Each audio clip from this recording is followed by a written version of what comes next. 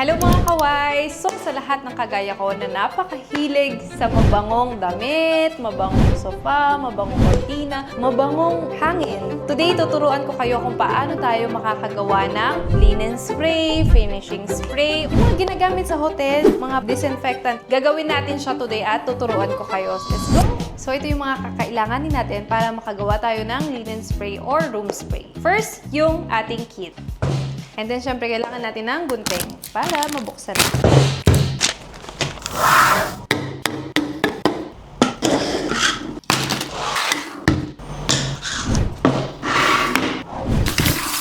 So, ito na po lahat ng ating kailangan. First, yung kit. And of course, kailangan po natin ng water.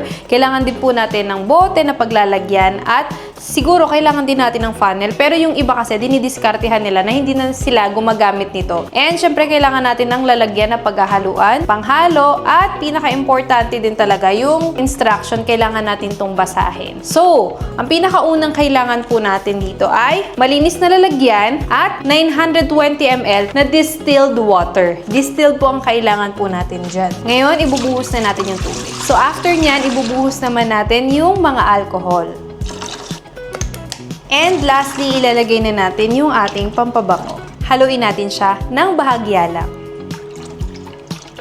Ganun lang kadali mga kaways. Grabe po, di ba? Sobrang bilis lang po. Tapos, sobrang dami niyong pwedeng paggamitan nitong tinimpla natin. Ngayon naman, i-explain ko sa inyo kung bakit distilled yung kailangan natin gamitin na water. Una sa lahat, syempre yung distilled, malinis na yan. Hindi kagaya ng sa Maynila, ganyan, or yung mga tubig ilog. Kasi kapag yun yung ginamit natin, pwede maging cloudy, hindi siya magiging clear. Kung nakikita nyo sa video, hindi siya cloudy, malinaw siya, clear siya. So, yun yung gusto nating resulta. So, dahil ito po ay natimpla na natin, kailangan po natin itong ipahinga ng at least overnight po, at least 12 hours ganyan, para mag-mix lang po mabuti yung mga raw materials na pinaghalo-halo natin dito. Pero yung kanina mga kaways, yung sinalin ko po, ito yung nandito po yung scent, syempre yung pampabango natin, nandito din po yung preservative para humaba yung buhay ng ating mixture. And of course, meron din po siyang fixative. Ang fixative po natin, nakakatulong po yun para magtagal po yung bango sa inyong mga i-sprayan, sa inyong wall, sa inyong mga sofa, ayan. So, yun po yung fixative, pampatagal po siya. And of course, yung alcohol mga kaways, ang gamit po namin dito ay perfume grade po. Hindi po pwede yung mga isopropyl ethyl. Dapat po talaga ang gamit natin para maganda at premium yung result natin is perfume grade. Mas mahal lang siya, pero mas maganda talaga yung resulta niya. Pero syempre mga kaways, for the sake lang ng ating video, i-consider natin to kung wari na-rest na natin siya. Ngayon, isasalin po natin siya sa ating mga lalagyan and magchichikahan po tayo. Alam nyo ba mga kaways, sa sobrang madiskarte po talaga ng aming mga customers, hindi po sila gumagamit po ng ganito,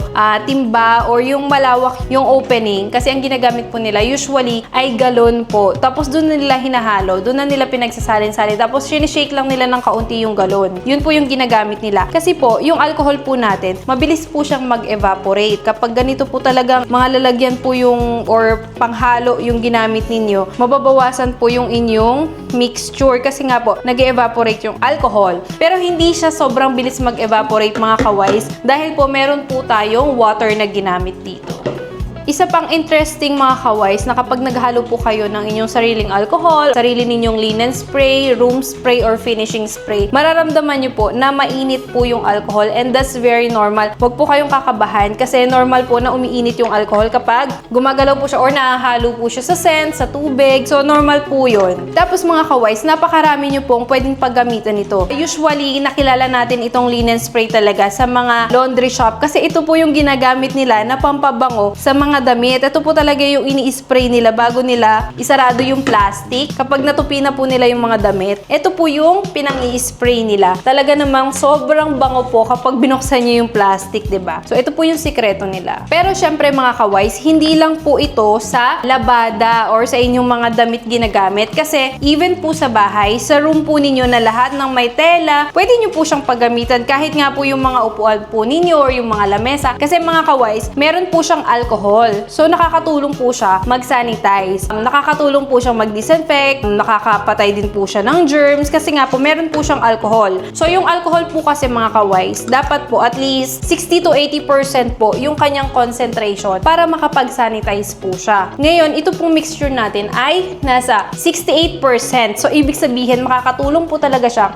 mag-sanitize. So, saan po ba natin siya pwedeng gamitin sa loob ng bahay? Una, sa kama po ninyo, pwede nyo po siyang i-spray. Pangalawa, sa mga unan, sa kumot, sa kortina, sa mga sofa po ninyo. Sa amin po sa bahay namin, yung sofa po namin kasi hindi po siya tela. Parang leatherette siya, ganyan. So, doon ini-spray din po namin yon sa aming mga lamesa kasi nga po, nakakapag-sanitize po siya. At the same time, mabango pa. So, sobrang sulit po talaga nitong linen spray. And itong mga gamit ko, mga kaways, na bote ay 250 ml. So, sa isang kit po, ang magagawa ninyo ay 12. 12 po na ganito, 12 pieces po na bote, spray bottle ang magagawa ninyo. Pero ngayon mga kaways, kaunti lang po na spray bottle yung paglalagyan ko dahil ilalagay po namin sa mga bote. Ito po, gagamitin namin to pang stock namin. So, marami kaming paggagamitan nito. Baka iuwi ko pa to sa bahay. And, pwede rin kayo magkaroon or mag-source ng other shape ng bottles. Yung iba kasi ganito. Tapos, yung iba po, ang gusto nila yung parang dark brown or yung brown na hindi po siya clear kagaya nito. So, depende sa inyo mga kaways kung paano ninyo siya gustong ibenta or yung packaging ninyo kung paano nyo gustong i-design. Pang premium ba, ganyan, or pang masa, pang abot kaya. So, maganda po na pag-isipan ninyo mabuti yung packaging ninyo kasi doon po kayo makakapag-presyo talaga. Uubusin ko lang po ito mga kaways. Kayo mga kaways, kung magkakaroon po kayo ng linen spray or gagawa po kayo nitong room spray or finishing spray, saan nyo po ba siya gustong gamitin? Gusto nyo ba siyang gamitin sa bahay ninyo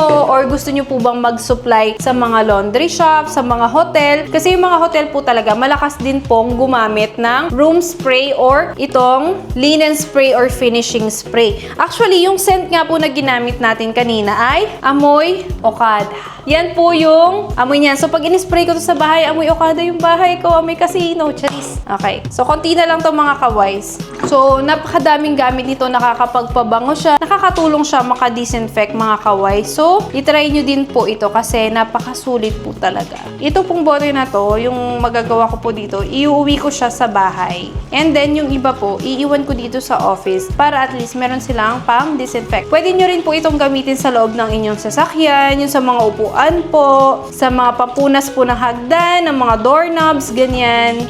Mga kaway, sa wakas tapos na po tayo. Sa lahat po ng magtitimpla nito, pwede kayong mag-face mask para hindi po ninyo maamoy yung alcohol. Yan.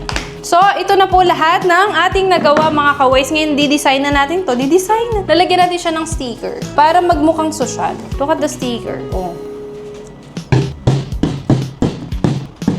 So, ayun lang mga kaways. Napakabilis lang po ng ating chikahan at ng ating paggawa. Ngayon mga kaways, kung interested po kayo na maging premium yung feel, premium yung amoy ng inyong bahay, ng inyong kwarto, mag-order na po kayo mga kaways. Available po ito sa aming Shopee, TikTok, and Lazada. And yun lang mga kaways. Sana po ma-enjoy nyo din po ang paggawa ng ating linen spray, room spray, or ating finishing spray. Ay mga kaways, palambing lang po. For more videos, informative, educational videos, i-follow nyo po ang Wise Cleaner or better yet, mag-subscribe po kayo sa aming Facebook page para updated po kayo sa aming mga bagong uploads. Yun lang po. Salamat po sa Diyos.